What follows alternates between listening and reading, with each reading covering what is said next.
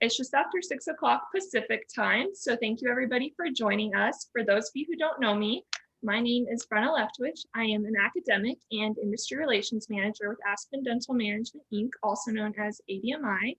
I've been with Aspen about 2.5 years now. I work with District 10 ASDA, so I have my District 10 sweatshirt on for everybody joining us tonight. You've probably seen me at quite a few ASDA events if you're involved with that, or maybe at your school. I do a lot of school visits, or I did pre-COVID. Hopefully I can do those again once things pick back up to normal. As you can see, I'm joined here by a wonderful panelist, Joe Nelly. He will introduce himself here in a moment. First, I just want to let you guys know that I do have all the questions that you submitted in advance. They're on a screen here to my right. We had some great questions about practice ownership submitted. So we're super excited to go over those with you guys. I just want to let you know, if you see me going back and forth, there's nothing more exciting going on over here. I just have all your questions. We will get through as many as we can and give you our best and honest answers. If you also have any follow-up questions, there should be a live Q&A at the bottom of your screen. You can submit any questions there. You can submit them anonymously as well if you would like to do that. I think that is all I have. So Joe, I'm going to have you introduce yourself. Absolutely. Thanks, Brenna. Good evening, everybody. My name is Joe Nelly, as Brenna said. I'm the Director of Practice Acquisitions for the Practice Ownership Program for Aspen Dental.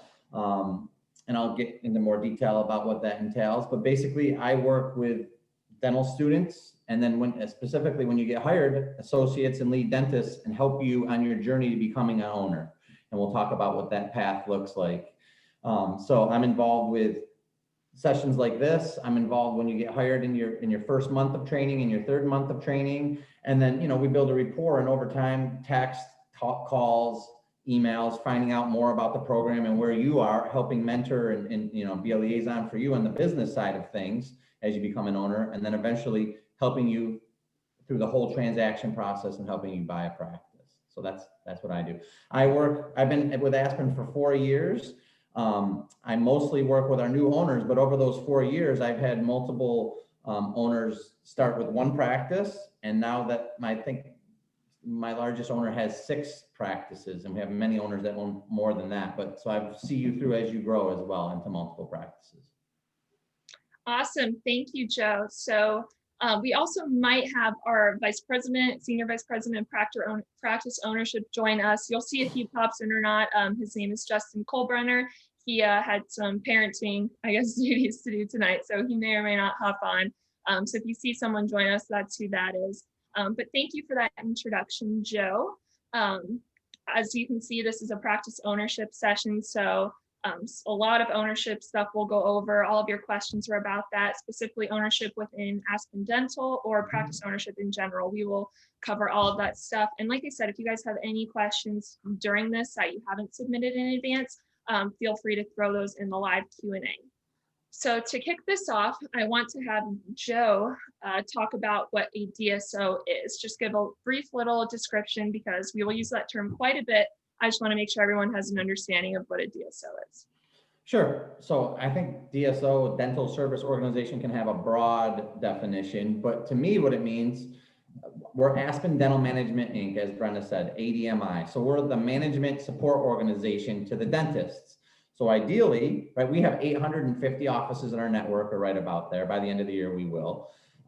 We do all the business support services for the dentists, for the owners and the non-owner dentists. When you start as an associate and when you start as an MCD or lead dentist, we're there to support you all the way through, from getting hired to how you get paid every week, to helping you become an owner, to everything you could think of under the sun on the management side. So ideally, you worry about doing your dentistry and being with your teams and help leading your teams, and we take care of everything else. So that's what a dental service organization to me is. And specifically to Aspen, we have a ownership program, the practice ownership program, what we call, which I believe is unique to any of the other dental service organizations, where you become 100% owner of a practice when you buy your practice, and we provide you on the business services side with a fee that you pay to the dental service organization, ADMI, and you worry about the dentistry, like I said, and we take care of the business support side. Awesome. Yeah, I mean, I was going to add on to that, but I think you pretty much hit the nail right on the head with that description. So yeah, so with that being said, I think we're just going to go ahead and get started with the questions that you guys have submitted in advance and just jump right into that. And again, if you have any follow-up questions, just throw those in the Q&A. But we're going to start off right into our ownership program here. Someone wants to know, how many owners / partners do we have here at Aspen? So we have roughly 850 offices, like I said, 660 by the end of this month will have owned. So roughly 190 are non-owned practices. So what does that mean? So we have, all of our practices are actually owned, but the practice ownership program means they're locally owned. So we have 650 locally owned practices, and then roughly, we'll call it 200 practices that are not locally owned. So I work with all the dentists when you get hired to help hopefully place you into those practices that are not locally owned, to sell the practice to you so then it's locally owned, because it's a better presence for us, right? You're on the business side running the practice. There's better continuity of care for the patients because you as the owner aren't going anywhere, and also with your team because the team isn't going to go anywhere with you as a good leader. And that's what we do on the practice ownership side. Mm-hmm. Yeah, I mean, we'll definitely get into how it's a partnership between ADMI, Aspen Dental Management, and our practice owners. That's what a lot of the questions submitted kind of revolved around. So I think this is a good start to that. So following up, how long do you have to work for Aspen to become an owner with us? Is there a set amount of time? Can you come in directly as an owner? Can you elaborate on that a little bit? There is not a set amount of time. I've had owners graduate and become owners within a year. That's a very rare circumstance. I've had other owners graduate and take 5 years, even though they could have been ready after, a year or so to own, but it's just based on their comfort level. So there's a bunch of different factors involved as to when you buy the practice. I sometimes have people say, hey, can I own the practice day one when I start right out of dental school? And the answer to that is no. Number one, I don't think you'd be ready clinically, but also I don't think you'd be ready from the business side. And part of my job is when you're buying a practice, I want to make sure that it's profitable for you, right? You guys are all in dental school. I'm sure the majority of you are going to walk out with some hefty loans and student loans, right? So when you buy a practice, you're going to have an additional loan most likely.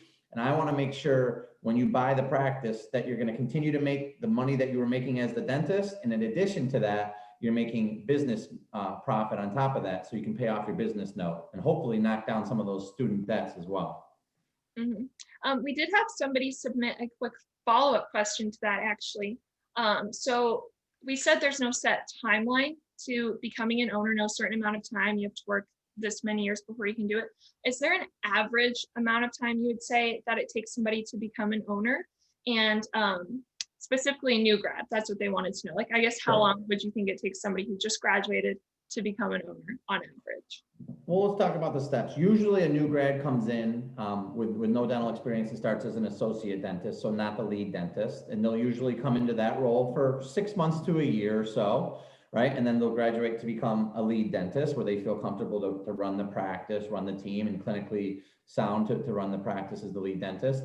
And they'll usually be in that role for another 6 months to a year before they're in a practice that makes sense. So I would say the average is 2 to 3 years before somebody owns a practice. But like I said, it's as soon as under a year, and I've seen it take longer. But I'd say the average 2 to 3 years.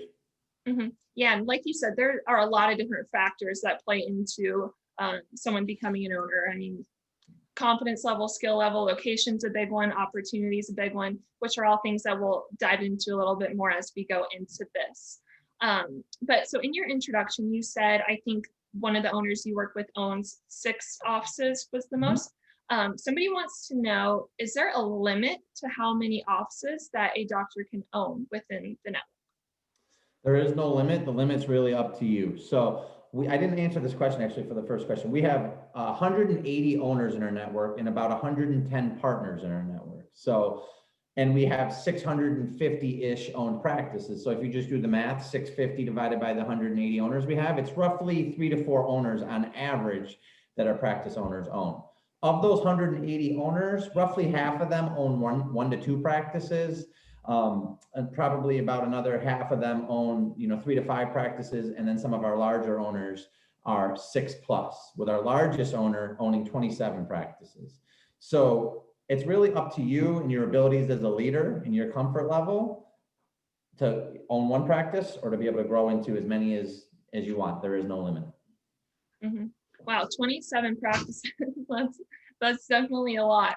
A follow-up question to that was, can you own practices in different states, or do you have to kind of be in one location? You can. I mean, ideally, you're going to own practices within a proximity that you can support, so that you can travel to, right? And you're probably wondering, well, how can I do that with 27 practices?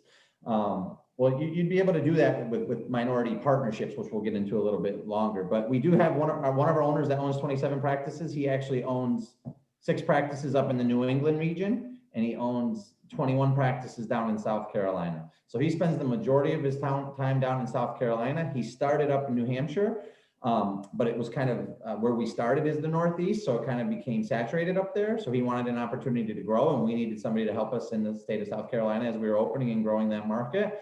So he came on down. Now, part of the reason he was able to do that is because he brought on minority partners in each of his practices up in the New England region. So he knows by having those minority partners up there, he doesn't have to worry as much as maybe down in South Carolina where he has new dentists coming in and out and there's not as much stability. So that's where he spends most of his time. So we did have another question submitted. I thought this one was kind of funny, so I'm going to go ahead and read it. Sure. Somebody wants to know if that's a Peloton behind you. It is. I didn't ride it today, but funny story. I tore my patella. I'm a big basketball player. I tore my patella tendon in February, just before COVID. So that was good. And the doc said I can't run for a year. So I was like, I don't want to get on this Peloton, cult thing, but now here I am because I can't run and I'm working on this thing 3 to 5 days a week. So it is in my apartment here. That's fun. Yeah, Peloton's definitely one of those companies that I think really benefited, I guess, during COVID. Should have bought the stock. So a follow-up question too, while we were talking about different states, somebody asked, how do you get a new practice in a state that does not have Aspen there already? So I guess along the lines of, we're in, I want to say like 41 states now, something like that. So as far as opening new states, can you elaborate on that at all?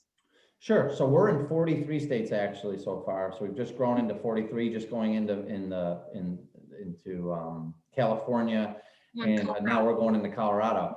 So, and we got 7 states left, but the majority of those states are some of our smaller states, the Montanas, the Wyomings, Delaware. We're working to get into all 50 states, and we will definitely be into all 50 states by the time we're said and done.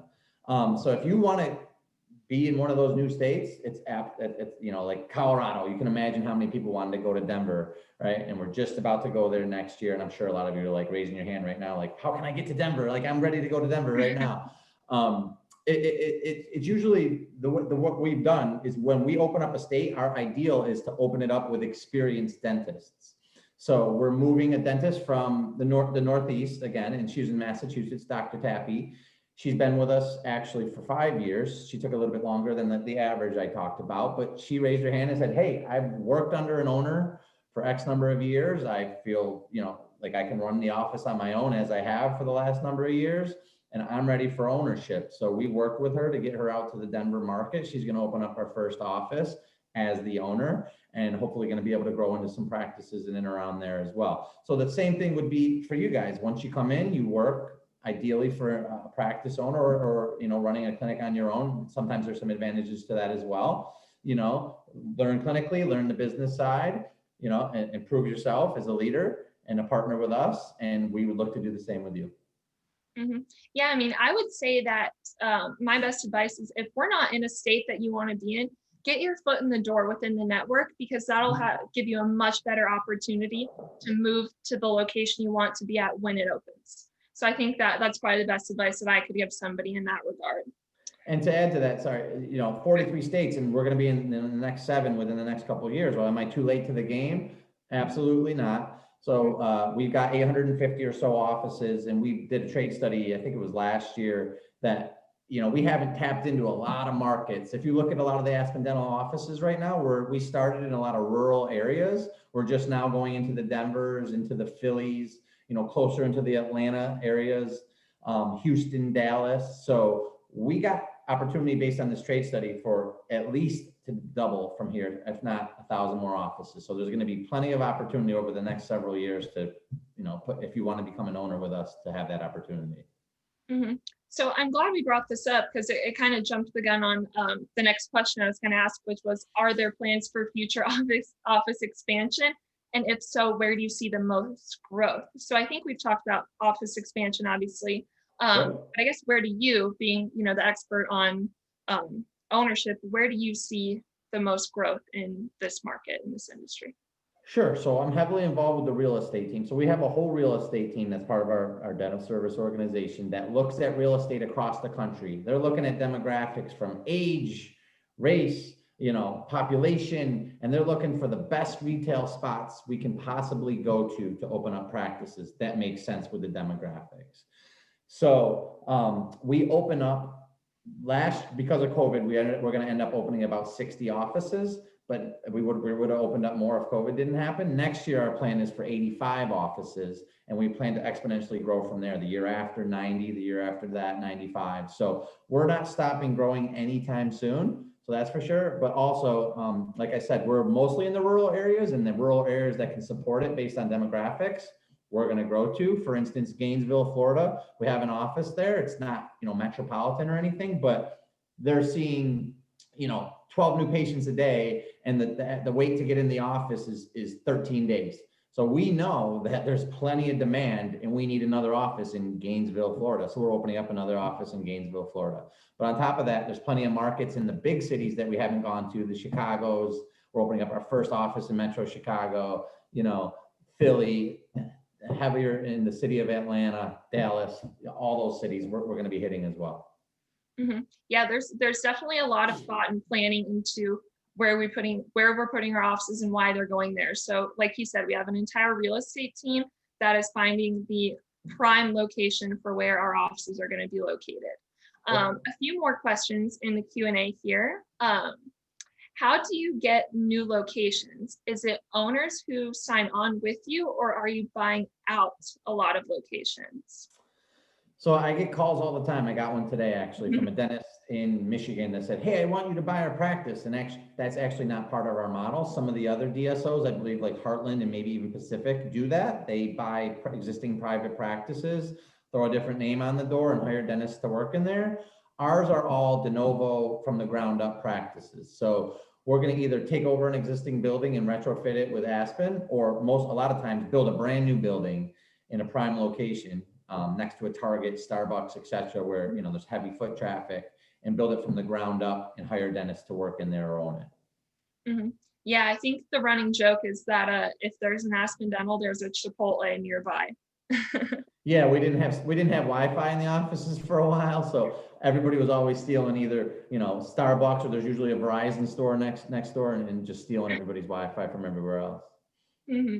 That's funny. Actually, another question popped up. So, do owners usually take out a business loan to buy an Aspen practice from a bank of their choosing, or does Aspen have some type of loan program? So we have a network of lenders that we've worked with since the inception of the program in 2004. The largest national bank being KeyBank, but we also have relationships with Wintrust out of the Chicago market, TD Bank out of the Northeast, and a lot of other banks constantly come to us for an opportunity to get into our program. So we work with a number of banks across the country. We also have a third-party lender, Bankers Healthcare Group. You might have heard of them, but they're actually out of Syracuse, New York, where the headquarters is for Aspen. And they do healthcare loans across the nation to pretty much any healthcare provider that's creditworthy. And we built a relationship with them that they can do 100% financing, and assuming there's no bankruptcies or any crazy taxes owed, I can pretty much guarantee I can get anybody a loan for 100% financing through them. And KeyBank's usually very good with us as well. So we can get 100% financing at usually pretty competitive rates, assuming you got decent credit, and that it's usually not a barrier to entry at all. That was a really good question. Whoever asked that was one of the anonymous ones. So moving on to, again, some of the questions that were submitted in advance. how much does it cost to buy a practice within Aspen Dental? Is it one set price for every office, or how is that number determined? So annually, we look at the build cost of an office and how much it costs us to retrofit the office. So currently, it's roughly $700,000 for us to build an office and retrofit it with all of our equipment, okay? What we know is a lot of you coming out of school have big student debts, or somebody that's even been with us for several years has a lot of debt, right? We don't want it to be like a private practice where you're going to be paying $1 million or more to buy a practice, because we know you have this debt burden, and we want you to stick to work with us and make the profits and be able to pay that back. So we look at what the half the build cost is annually, and that's what the cost of the office is. So for the last 2 years, our build costs have been around $700,000. So the practice cost is $350,000, half of what the build cost is. And included in there is, it's a fully equipped office with all the 7 to 9 operatories that we have in the office, with chairs and equipment in there, computers fully equipped. We have 2 x-ray machines in those offices that we're building brand new. And we also are going to have an iTero scanner for Invisalign, and also going to have a CBCT machine for implants when you get to that point. Wow. Yeah. I mean, I think obviously, like you said, they would be getting a brand new, I guess, like state-of-the-art practice, all new equipment for half of what it would cost typically. Yeah. So, and to clarify, I'm sorry. So those are the brand new offices we're building, and a lot of our offices are newer. We do have some offices, like I said, we started in New England in the late 90s that are older, but sometimes we relocate those offices, or if they're existing, a lot of times we'll do what we call a refresh on them and get them up to par with what the newer offices are. mm-hmm. So it's $350,000 no matter where you are in the country to buy a practice, to answer the question. So follow up to that, someone wants to know how, I guess, other than the price, is it different buying a practice within the Aspen Dental network as opposed to just buying it in general, buying a standard private practice?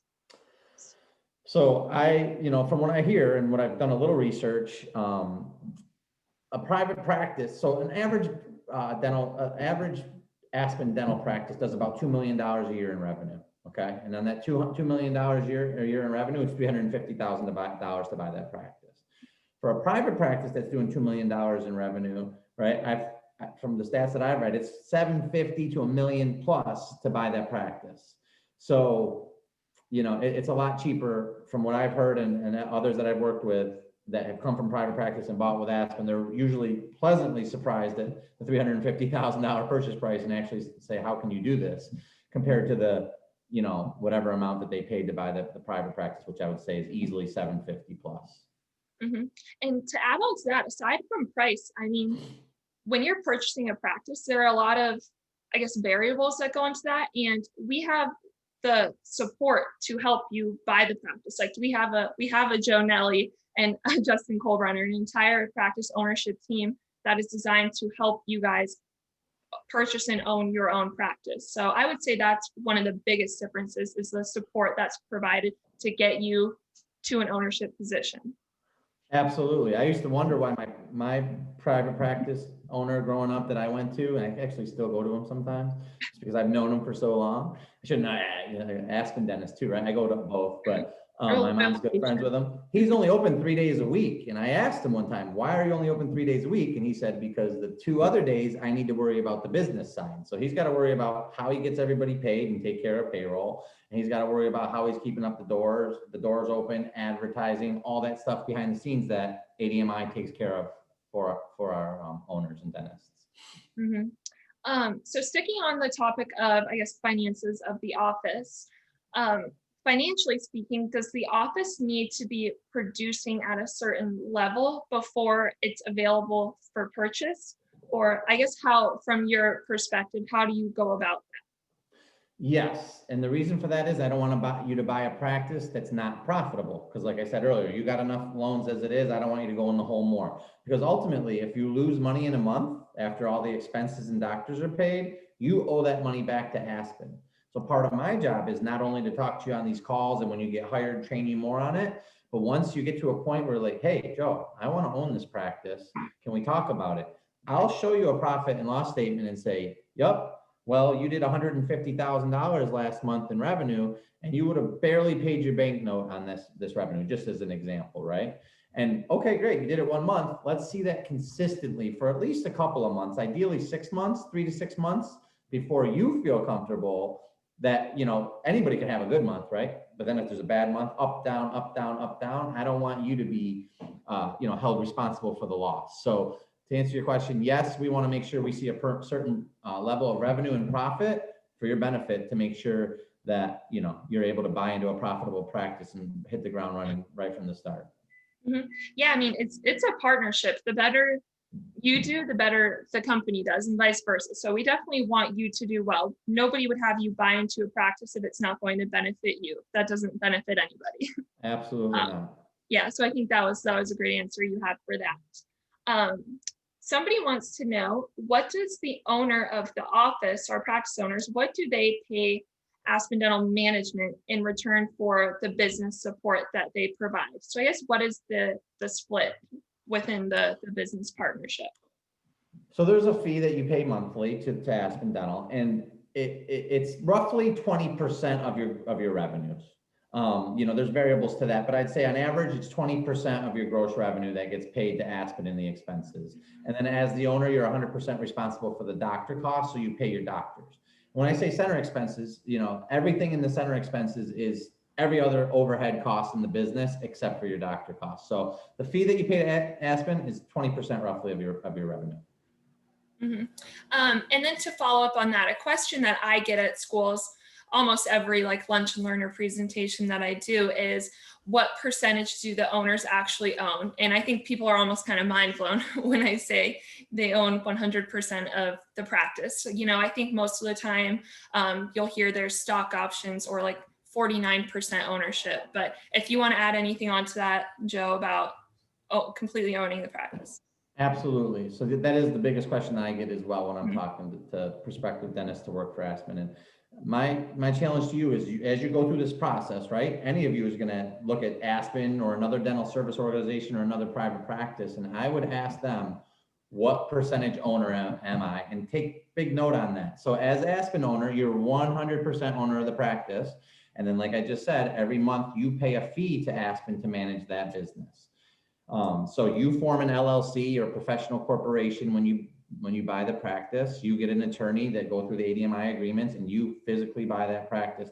You're 100% owner of that practice, and you're 100% autonomous clinically, and you're 100% autonomous from the business side. Obviously, you're signing up with Aspen, to be part of the organization. So if you want to be open 10 hours a week, in the agreements, we're not going to allow that to happen, because then nobody's going to be profitable, right? But if you want to change your hours or whatever the case may be, you hire your staff completely yourself with the support of your regional manager and managers as you wish. So you're 100% autonomous with the clinical side and the business side with our support. I lost my train of thought. What was the original question, Brenna? Sorry. Honestly, I think I just lost my train of thought too. Sorry, I was trying to go. Okay, yeah. I was just asking about owning 100% of the practice, which I think you completely covered.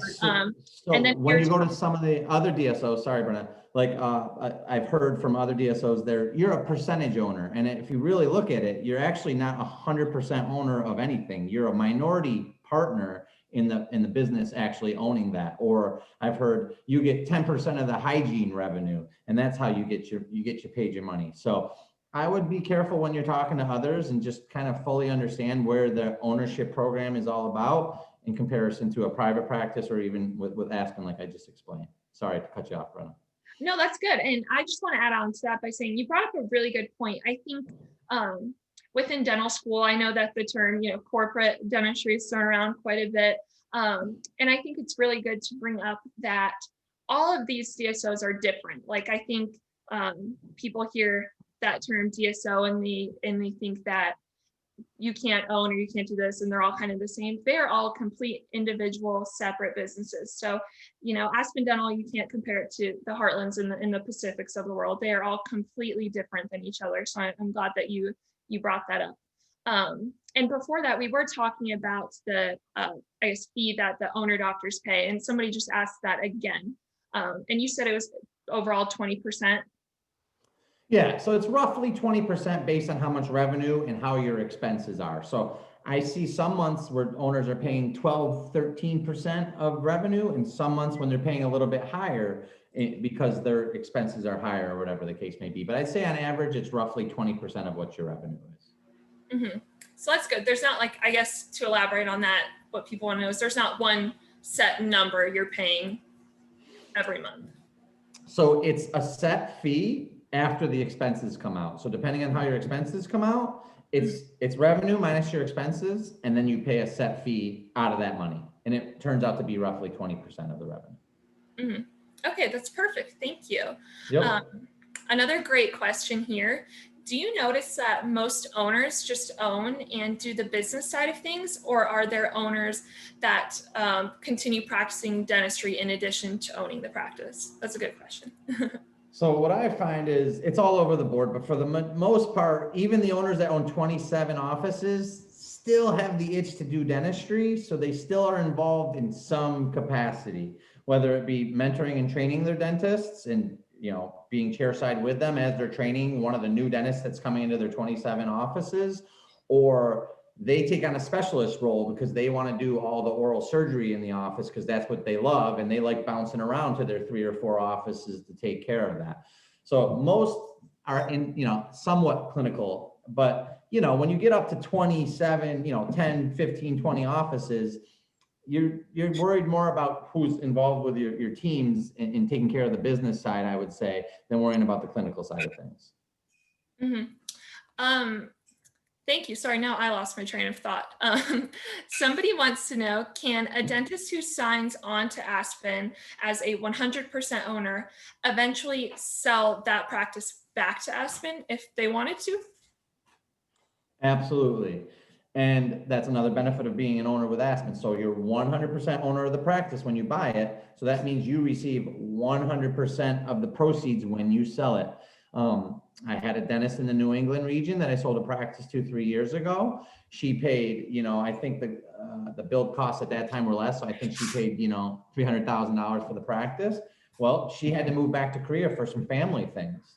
So she built this practice to be really profitable, above the $2 million average that I was talking about. She had a great, you know, patient base, you know, so it was a profitable practice. And it's in the New England region, like I said earlier, that is, you know, saturated. So there was many owners around that wanted to buy the practice. She sold it for 3 times what she actually purchased it for. And she got to keep 100% of that money. None of that money goes to Aspen. Wow. So it's like a house, right? I bought a house in New York. I could buy it cheap up in upstate New York for $150,000. Hopefully in 10 years, I'm going to be able to sell it for $300,000, $500,000. And not only am I, you know, buying it I'll be able to sell it for a profit, is my point. So. Mm-hmm. And I just had my train of thought come back to me from that previous question about most practice owners just owning or focusing on the business side or dentistry. And I will say a lot of that depends on how many offices that they own. So like I think the obviously dentists that own just one practice, they're the lead doctor in that practice, or as we call it, the MCD, the managing clinical director. And they'll spend most of their time, all their time in that practice, and hopefully have an associate in there as well. And as they grow their practice as owners, a lot of them spend a lot of time teaching, mentoring, and just kind of moving around between practices and not as much time chairside. But I think that provides a lot of opportunity for you guys as dentists, and, you know, provides more options within the future of your career, you know, to get into teaching and have more time in your community. I know a lot of our owners work with dental schools and are on dental boards and things like that. So as you grow, then, you know, maybe your priorities change and you spend a little bit less time chairside, but the options it's completely up to you. I just think it's great that the opportunity is there if you don't want to spend as much time chairside. Absolutely. It's completely up to you and your comfort level. I was thinking too, back to the fee question. So I know I go to a lot of these sessions and a lot of people ask about the fee and how that works. So what it comes down to me is how much money you are going to make as an owner or even as a lead dentist versus a private practice or another DSO. So just to touch on the earnings, as a lead dentist, as an MCD, managing clinical director, our average MCDs make around $225,000 to $250,000 a year in earnings. When I talk to the private practice owners that own a practice that they bought for $750,000, that's the average earnings that they make. Roughly $250,000 as a single office private practice owner. When you become an owner, your earnings increase from 225 a year to our average owner, single office owners make about $425,000, $450,000 a year. So you're increasing your earnings when you become an owner by about $200,000 in one practice. And then if you look at our average office owner owns 3 offices, they make about $750,000 a year. So sometimes I'll hear from people, hey, I don't got to pay a fee to Aspen as a private practice owner. I don't got to pay a fee to anybody, or another DSO, this fee's that. My answer is always, look at the bottom line earnings. How much are you making as a private practice owner? How much are you making as an owner at Pacific? And how much money are you making at the end of the day as an owner at Aspen? And that's your answer. Who cares what the fee is? Ultimately, how much money are you making at the end of the day? And how much support are you getting for that? Mm-hmm. That was great. I'm glad you touched on that, because one of the questions that we did have, if you want to elaborate a little bit more, I don't know, was the comparing a practice owner role to a lead doctor role within the network. So if you're a lead doctor and you're very comfortable with that, are there motivating factors that would make you want to become an owner? I mean, that's the beauty of working with Aspen. As a lead dentist and as an owner, it should be seamless. So everybody that is enjoying their role as a managing clinical director, I always tell them, if you love this role, if you love what you're doing, leading your teams, you're a great leader, your teams love you, your patients love you, you might as well make more money and become an owner, because it's basically the same. If anything, you know, you get that much more support from the organization because now you're an owner. So like we help you with, you know, with find an accountant and just help you with the business side that much more versus, you know, just as the lead dentist, we support you in what you need business wise. But when you become an owner, you just get that much more support from the business side. Mm-hmm. So we've gone over a lot of, I guess, the facts and what goes into being an owner, but I don't think we've gone super into how. So we had a lot of questions from new grads or people who are graduating this year that want to become owners. What is the first step that they would take? So if you want to, I guess, go through the process from being an associate, someone wants to be an owner, how would they get there? So my recommendation of the path is always, if you can work with an existing owner, I would recommend that.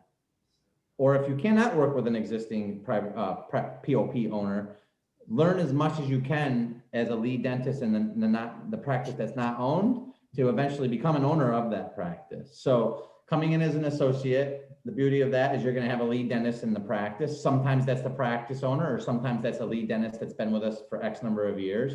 Learn as much as you can from that MCD and that lead dentist, and learn as much as you can from the owner. The owner's not of 27 practices isn't going to be in your practice every single day, but they're there to support you as much as you want. The squeaky wheel gets the oil, right? So I would be setting up time with them to learn clinically, but also on the business side. And they're going to be wide open with you on, you know, most of them at least, how much they're making, or how much they're making in that specific office, and how much it could translate to you, and what their hiring techniques are and what their training techniques are. So you can learn so much just from being the associate, then to the lead dentist, then to then become an owner. And I would say take your time along that journey. Like I said, the average associate, usually 6 months to a year, MCD, you know, another 6 months to a year before they're even ready to start getting into the ownership discussions. So be a sponge, learn from as many, you know, your lead dentists and other dentists in the network, right? We have 850 offices. So there's a lot of networking opportunities. You know, when you come and you come to Aspen, you're going to come through some training sessions, and you're going to learn from a lot of dentists just working with them side by side, you know, exchanging numbers, etc. And that network just continues to grow as you go along your path to becoming an owner. Mm-hmm. And I'll add on to that by saying, you know, once you decide, like, I want to be an owner, that's where I see my career heading. That's when you get, you know, Joe or Justin on the phone and say, this is what I want. What do I do? Where is the opportunity? And that's the point of having the whole support system. That's what they're there for. They're going to help you get to where you want to be. They'll tell you where the best opportunities are, doctors that can partner with you, and anything like that. That's why we have these guys and this whole team that's there to support you become an owner. So that would be, I guess, the first step is getting in contact with them. Absolutely, and I'll be in touch with you as much as you want. You know, my goal is to sell these practices, right? That's my job, is to sell practices. But it's a very unique role. I've worked in, other companies before this in sales roles where I'm prospecting people to actually, sell things too. This is much different. Everybody's coming to me to become an owner once they start working with Aspen because they realize, what's involved in how we support them from a business side and also how lucrative it can be for them after they work with their owners and they talk to other owners. So, I'm talking to multiple dentists every single day across the country. And, if you're willing to work hard, you're a good leader, you're a good partner with us, I guarantee you I'll find a spot for you to then own a practice, whether it be a new market or an existing market. Maybe it's your hometown. We'll find a spot for you that you want to own. We had a couple great live questions come in. Sure. I really like this one. It was, I know Aspen has a pretty great loan repayment option. So as an owner dentist, would I be able to offer that option for new dentists that I bring on? So I guess, do our owners have the autonomy to offer student loan? Absolutely. You can offer as much or as little student loan reimbursement as you want. Ultimately, as the owner, you're in your business mind, you have to think, how is that going to hurt my bottom line? And there's a lot of different factors that come into that, right? And that's where your operations team comes in to help guide you on that. If you have 30 dentists you own the Chicago, Illinois office in the center of the city, you have 30 dentists, it's supply and demand, right? I have 30 dentists that want to work in the Chicago, Illinois location. You might not need to offer any student loan reimbursement, right? But if there's an office in Bemidji, Minnesota, that's almost to Canada and it's, -30 every single day, maybe you're going to offer a high amount of student loan reimbursement in that case. And it's up to you and your decision with the support of us to help make that decision. But you can do as little or as much as you want. And that brings up a great topic of autonomy. And we did have a lot of questions about that. So I guess the autonomy that our owners have while they're in this partnership with Aspen Dental Management. So there were some questions about equipment in the office and supplies and paying their employees. And I guess what say do they have over all of that stuff within the practice? So at the end of the day, as the provider and the owner, you have 100% say in that. But right, for ordering supplies, for instance, we use one vendor, Henry Schein. That's who we use. We get very competitive pricing, and it would make sense for you as the owner to use Henry Schein because you're going to get gloves, for pennies on the dollar versus going to, whatever supplier or Walmart to buy gloves at dollars, right? So it's going to ultimately save you money. But if you have a specific thing that you want to buy and you really want to buy it and it's going to ultimately affect, you from an expense standpoint, we're more than willing within reason to help you do that. If you want to buy, 30 chairs, obviously we're not going to help you do that because we're going to say, Doc, it doesn't make any sense. But if you want, loops or some specific x-ray equipment that is going to help add value to your practice and that's what you want to do, it's up to you to ultimately do that. Yeah, I mean, you guys have complete autonomy without getting too businessy. I mean, everything just comes out of your P&L, your profit loss statement. If your office can afford it and you want to do it, you have the ability to do so. And then you have the advisors from the Aspen Dental Management side that are going to tell you their opinion if they think it's a good idea, or maybe offer other options. That's what they're there for. But at the end of the day, those decisions are completely up to you as the owner and as the provider. Same thing comes down to hiring, right? So you have a front desk person that's making, I don't know, $12 an hour. So you as the owner, you probably don't want to put the ad out in the newspaper or on Craigslist or wherever you're going to put the ad and sift through 30 new applicants that are coming through, right? You're going to look to your regional manager to say, all right, I trust you. Sift it through the 30 applicants, get it down to the bottom 2 or 3, and then let me talk to them or interview them, and then I'll make a decision from there. That's where we're there to support you and add value. So we had another really good question here that is about the relationship between lead doctors and owners. So as a managing clinical director, you can be in a practice. This is a question, sorry. As a managing clinical director, you can be in a practice on your own, but not be the owner of the practice. So how does that relationship work? Would the managing clinical director basically be the lead of the practice? So there's multiple scenarios. With our single office owners, you're the managing clinical director and the owner of the practice. So in that case, you're the lead dentist and the owner of the practice. But you might work for a practice that is not a non-locally owned practice, a large group practice that we call it. In that case, you're the lead dentist and you also don't own the practice. You receive the MCD incentives, but you're the leader of the practice, you just don't own it yet. In that case, if you're doing a good job and the office is not locally owned, what am I going to look to do? Come to you and ask you if you want to buy that practice, because I'm looking for local owners to be part of the practice ownership program.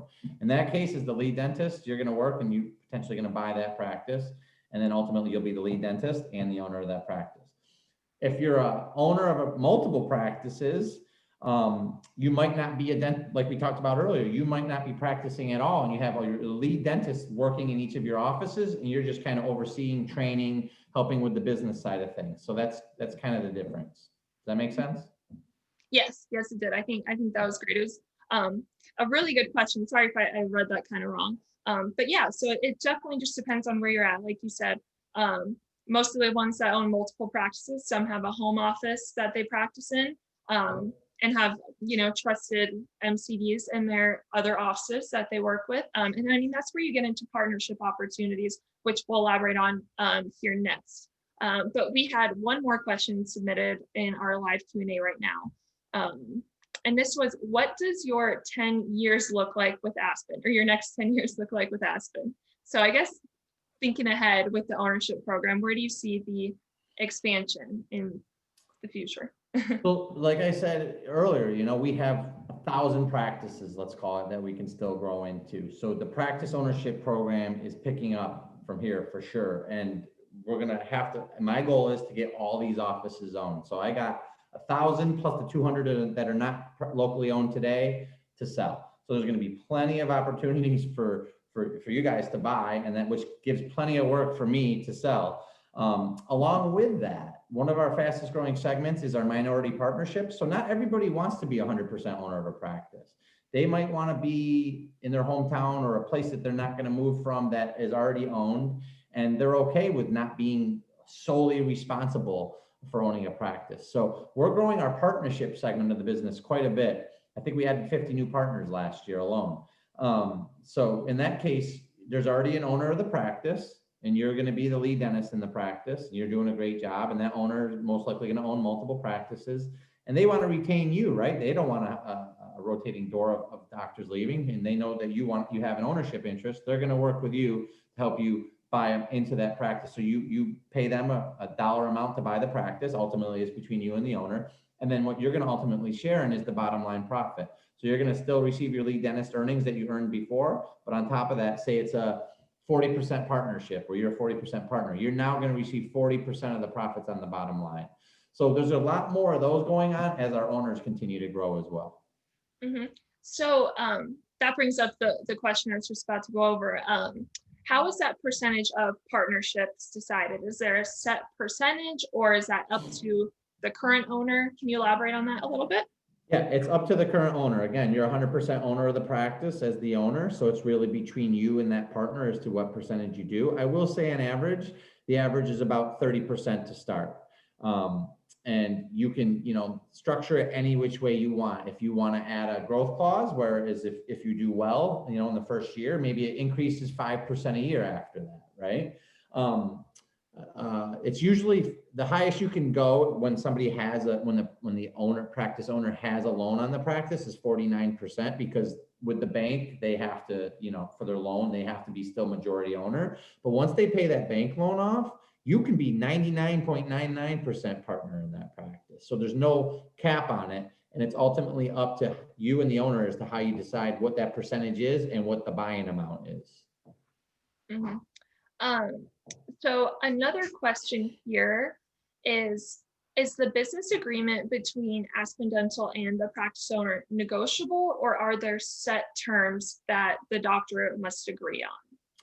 There's set terms across the nation, right? So every state might have some different nuances because of state regulations and laws, but by and large, they're the same for every owner across the network. So, when you get an attorney for the agreements, one of the first things I'm going to tell you as an owner is don't hire, a big shot attorney that's going to go through these agreements and redline every single A and the and this in there, because we're ultimately not going to agree to it. This is a partnership, right? We feel like the ownership agreements are fair to you.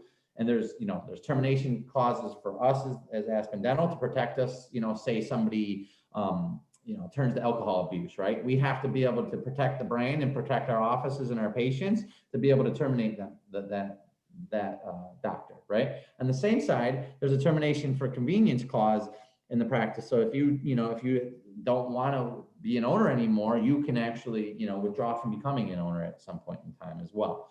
So, we feel it's fair on both sides, the agreements, and they're pretty much the same for every owner across the board.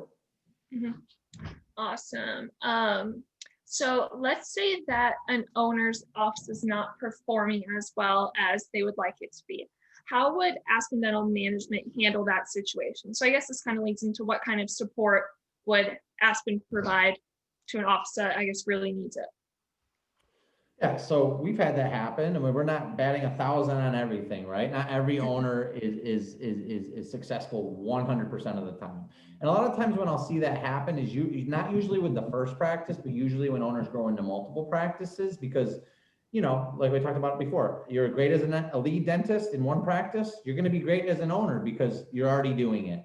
But when you grow into your second and third practice, now you have to be less chairside and more leadership, mentorship role. And not everybody's, as good at that. So that's where we run into a little bit more of the problems, but we're going to support you every which way under the sun that we can to provide you more training, help you, with anything on the business side, from looking at the numbers, like, all right, your break-even number is this amount, here's how you get there. Trying to provide you with additional dentists to help you in the office, help you get a new team. We're going to do everything we can from a support side to help you make you successful. And ultimately, if you can't get there, we're going to work with you to figure out a way, for that's best for everybody as a way out as well. Mm-hmm. So we had a question actually earlier from a topic that we brought up earlier, but I do want to make sure we get to everybody's questions. So I'm going to circle back really quick. And someone wanted to know, is it better to buy an established practice within Aspen or to buy a brand new startup office within Aspen? It depends is the answer, but normally for our new dentists or new grads, we're not going to sell a new practice to you right out of the gate in a new market, right? The reason for that is we don't exactly know what's going to go up with the demand to start with, but number two, it's a brand new market. You might not be able to be as established as a new dentist. I'd prefer to sell dentists that haven't owned a practice before, a practice that isn't owned yet, because then you can work in that practice and I can work with you to make sure it's profitable before we sell you that practice. Now, after you've established yourself as an owner of the first practice or first couple practices, and there's a brand new de novo location that we're building 3 miles down the road, well, you've proven yourself as an owner. You have a network of doctors and a team behind you that we know that you can grow into that new practice with. So I feel comfortable now selling you that practice right when it opens, because I know you're going to support it with a great doctor right out of the get-go. And you're going to have a great team and a network of a team to help support that doctor. Say, somebody calls off or whatever, you have that network and you're going to be successful. Mm-hmm. So that kind of leads into another question that we had submitted previously is, how is it determined within Aspen who gets to buy the office? So I guess especially if, let's say, there's multiple owners in an area or a few people that want an office that they know is opening up, how within the company or within the network do I guess you guys decide who gets that office? It's who's ready. So we have business strategy plans with all of our owners at least annually, if not semi-annually. And we review the results, year over year results, from a turnover standpoint, from we bring in the HR team. How is everything in good standing with you and your teams? Is there is there some negative things that we're hearing from an HR standpoint? It's not all about the dollars and cents, but ultimately also, how are you doing from a profit level, right? So if you in your first practice, we review and you're barely breaking even, well, I'm not going to look to sell you that practice because I don't want to put you in a further hole, right? Or a potential hole, because you're not quite there from a business side to go there. But, so if there's a owner on the east side and an owner on the west side, and we're opening up an office smack dab in the middle, who gets it? It's the one who's ready from overall standpoint, from an HR standpoint, from a staffing standpoint, and from a business standpoint, who's ready to grow, and that's what we grow with. Awesome. That was a really good question, whoever asked that. I like this one as well. Is there any type of program set to train and develop doctors to become owners? This person said, I want to own a practice, but I don't have any business experience. So I guess, do we have any programs set up to help our doctors get there? Yeah, so like when you come in, you're going to go through multiple orientation and business, like I'd call it business type training, where even as a non-owner, you're learning from all the different departments and kind of getting your Aspenized and learning the kind of a little bit of the business side of things. But as you progress and you're setting yourself up to become an owner, I come in and help you. So I'll set up months of calls with you, 3-6 month calls, and we'll review the profit and loss statement and talk, and we'll have the operations team on the call as well. So we're going to review with the staff what's going on. We're going to look at the numbers and make sure you're profitable, like I said. And also one of the prerequisites before you own your first practice is we have what we call a path to ownership class, or a new owner orientation class, where it's basically like I want to call it a 1-week crash course on the business side of becoming an owner, where we bring in all the different department heads, and talk about how they can help your bottom line. And we have a meet and greet with the CEO, et cetera. We go through what it takes to be an owner and what you need to look at more specifically from the business side. So we have multiple trainings throughout the year. And then specifically when you're getting ready to become an owner, we have put you through that course as well. Mm-hmm. And again, that's one of the big benefits of working with an organization like Aspen Dental. You have a big network that provides these opportunities for you to learn, and that leads into, the CE courses that are offered. On top of all of that, there are endless learning opportunities for you guys, again, to get you where you want to be, that you maybe wouldn't find in a private practice setting. So. And then when you own your first practice, we have what we call a multi-office ownership class, because, okay, I'm really good at one. Now, how do I become good at becoming a multi-office owner? So we have a multi-office ownership class that we put you through as well. So you can learn more about how do I mentor, how do I, train my teams? What do I got to look at from being less chair side and more of a leader? And so when you go from 1 to 2, we put you through that. And then we're all actually working with our learning and development team when you grow even bigger than that to potentially even work with some like local universities and almost like a mini MBA type course that can help you really become broader from a broader spectrum from a business owner standpoint when you're owning 5+ offices. So we're very in tune to knowing that you guys are very good at the dentistry side and may not be as good at the business side, and that's why we're here, and we want to help you grow to become the best owner and business owner you can be by providing these courses as well. Mm-hmm. Yeah, like we said, it's a partnership. The better you guys do, the better the business does. So everyone definitely wants you guys to reach your full potential on the clinical side and the business side as well. So this question here is, and I know we're coming up on the end of our time, so I think I'll just go through these last 2 questions. And then if anybody has any last minute questions they want to throw in the Q&A, make sure you throw those in there now and I'll make sure I get to those. But so let's say you bought into the practice, you're an owner. What kind of say do you have in the direction of the company as a whole once you're bought in? Well, basically when you buy in, you're kind of like a mini stakeholder, right? So Aspen is not a corporate company, but we are privately owned, but we have private investors. And one of the advantages when you become an owner is at some point when we have mini like sales internally, it's kind of like, when an office goes on a public level, there's like stock sales.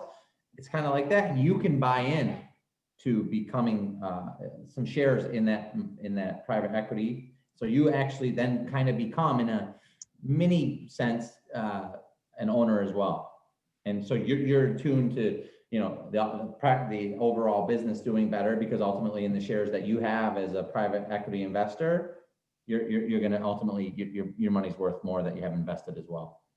Mm-hmm. And I'll add on to that by saying you are very involved. This organization, we have a lot of I guess I don't know what to call them, like retreats or annual leadership retreats, annual something. What am I trying to think of, Joe? Yeah, like the annual leadership meeting. Yeah, where all the leaders within our company get together, the practice owners, and get to know everything that happened in the past year, the direction that the company's headed for the coming year. So everyone's opinion is heard, everyone is involved. You are completely informed with where everything's going. That's why we have all of this, all these events and all the communication there. So you are an owner in the practice. Like you said, you're basically a stakeholder. So you have an opinion, you have a voice in the direction of the company. Yeah, and we partner with you guys and listen to what you have to say over on the business overall. For example, on marketing activities, right? We partner with all the dentists owners to help guide us in where they think the best marketing dollars will be spent, and help. You guys are part of that as well. So we involve you in the business overall, knowing that you're basically an investor from the time that you become an owner, whether you invest in the company or not. You're already an investment in the brand. So we know that you want it to be successful, because if the Aspen in Florida doesn't do well, it ultimately affects you as the Aspen owner in California, where that's part of the brand overall. Mm-hmm. So we're just coming up on the end of our time here. So if nobody has any other live questions, I'm going to end on one more here. And for Joe, so in your experience, you work with obviously a lot of owners. What, in your expert opinion, what do you think makes a practice owner successful? Well, it's going to be a lot of hard work to become an owner, right? I'm not gonna sugarcoat it there. When you become an owner, you're a business owner, and Aspen's there to support you, right, in that venture. So we are there 100% of every step of the way to help support you. But at the end of the day, we can't work on the patients and lead your teams. So the owners that are most successful are the ones that are the best leaders overall, right? They're able to lead their teams. They're able to partner with Aspen, so be a good leader in that sense, and understand that the dynamics of, we're bringing iTero machines into these offices. How's it going to help me, and how's it going to help my office, and being a good partner and welcoming those new initiatives into the practice. And also be a good leader with your patients, right? So, and treating them and taking care of everybody just like you would your own mother. I think that was one of our slogans one year. But so when you do all of that, the money follows. It truly does. When I meet somebody, I can tell if they have that leadership ability, and if they don't, we can help support you in some of these trainings and things. But a good leader is going to ultimately be a great owner. Mm-hmm. Awesome. And I mean, this is obviously a group of dental students. So some will graduate this year, some will probably graduate within the next 4 years. But I mean, that doesn't mean people don't have the potential to become owners like within the next, or I guess within when they graduate, So I think that people are taking the first step by joining a call like this, by learning about practice ownership. So I think everybody on this is really on the right track to owning, whether it's with Aspen, whether it's private practice, another DSO. I think that, oh, sorry, go. No, go ahead. So, you all, as I understand, are part of ASDA, right? Which is, in my going above and beyond just being being in dental school. You're part of the leadership organization. So you've already kind of taken that first step. When the owners that I sell practices to that out of dental school that are closer to the year mark, guess what? 90+% of them were part of ASDA, because they already knew what they wanted before they even came into the organization. And those are the ones that I find are driven and already primed to be great leaders, which ultimately become owners sooner and also ultimately grow a lot faster. That's usually just from my experience, what I've seen. So yes, especially District 10 ASDA, they're the best of all the districts. Oh, absolutely. Well, we are a little bit over our time here. So I guess unless anybody has any more questions, I will go ahead and close this thing out. But thank you everybody for joining us tonight. I hope you guys enjoyed the session and learned a lot about practice ownership. I will send out a follow-up email to everybody who registered and attended this. So you guys will have my information, so you can reach out to me with any more questions. I'm sure Joe would be happy to talk to you one-on-one if you had any more ownership questions for him. So we'll definitely follow up with you guys. And to add on, Aspen Dental right now is doing free CE for everybody, I think at least through the rest of this year. So I will send that link out as well. And you guys can really jump on that opportunity. But again, thank you so much for joining. And a big thank you to Joe for being our panelist tonight. I know everybody enjoyed having you, but I hope everybody enjoys the rest of their night. Thanks, everybody. Take care. Hopefully I see you soon. Yes. Bye, guys. Take care.